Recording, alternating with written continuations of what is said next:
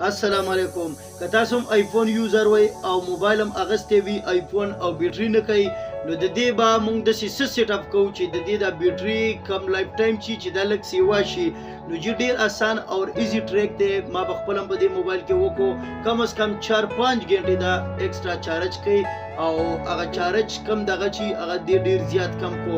نو زه تاسو ته د دې موبایل نه ډایرکټ ښیم چې دا به په کومه طریقه باندې کوئ. ډېر ایزي او اسانه طریقې ده. نو که ویډیو خوښه شوه خپلې مو ګورئ او نور ملګرو سره لازمي شیر کړئ او دا ټریک زده کړئ. که چا سره آیفون موبایل وي نو ډېره زیاته پیدا به درله ده کړي. نو ډایرکټ درته په دې موبایل کې سیټ اپ ښیم نو هغه رنګ طریقه به تاسو وکړئ. په دې سایډ به تاسو ته ښکاري او بیا هم زه تاسو ته په دې موبایل کې هم ډایرکټ ښیم چې په کومه طریقه باندې به تاسو سیټ اپ کوئ او ستاسو موبایل په بیټري کم هیډ شي چې هغه لږ سیوا شي. نو د هغې طریقه درته زه ښیم. د ټولو نه مخکې به تاسو څه طریقه وکړئ. تاسو به راشئ د آیفون سیټ اپ اوپن کړئ.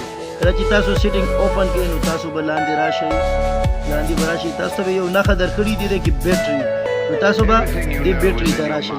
کله چې تاسو پر دې بیټري باندې کلیک وکړئ نو پر دې بیټري کې به تاسو ته دوه آپشن وي.